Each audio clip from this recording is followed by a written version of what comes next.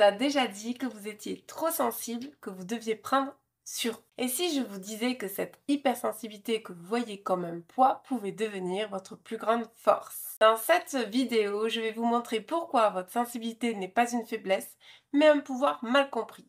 Et surtout, comment l'utiliser pour être plus aligné avec vous-même et rayonner dans votre vie.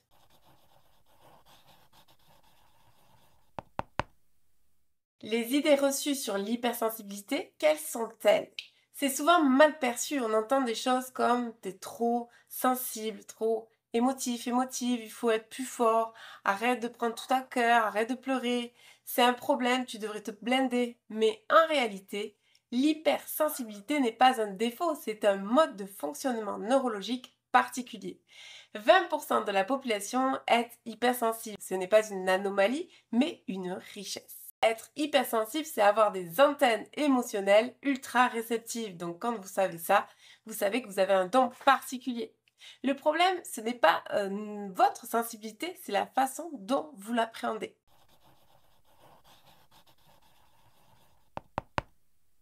Avant de transformer votre hypersensibilité en force, il faut comprendre comment elle fonctionne. Les caractéristiques d'un hypersensible, c'est quoi? Une grande intensité émotionnelle, vous ressentez tout profondément. Une empathie accrue, vous captez facilement les émotions des autres.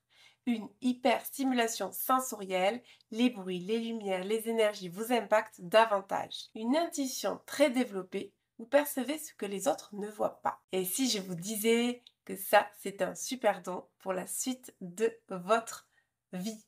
Si vous vous reconnaissez, c'est que vous avez un potentiel énorme en vous. Il ne reste plus qu'à l'apprivoiser.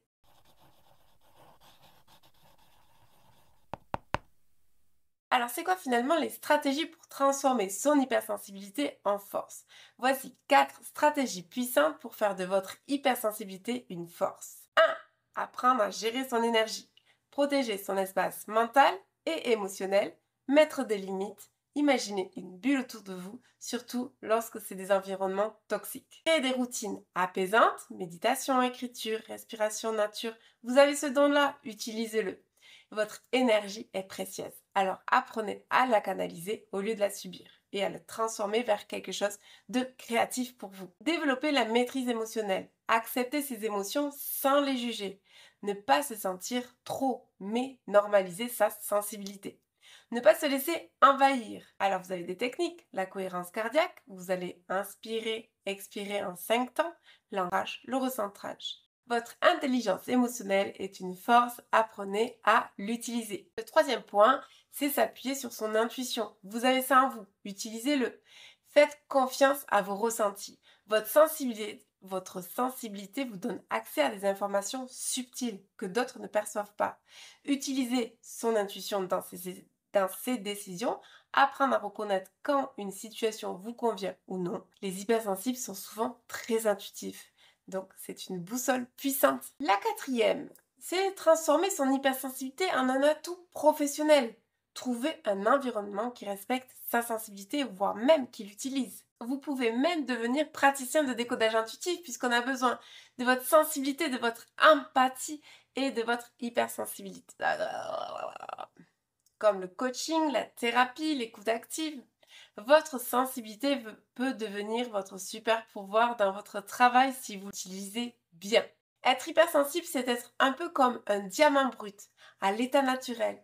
Il semble fragile, mais quand il est poli, il devient une pierre précieuse. Et ça, c'est un peu c'est vous, votre pierre précieuse. Vous êtes une pierre précieuse. L'hypersensibilité n'est donc pas une faiblesse, mais une force mal comprise. Vous avez une perception et une profondeur unique.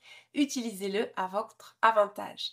Avec des bonnes stratégies, vous pouvez canaliser votre énergie et la transformer en un véritable atout de sensibilité. Dites-moi en commentaire quelle est votre plus grande difficulté en tant que hypersensible. On en parle ensemble.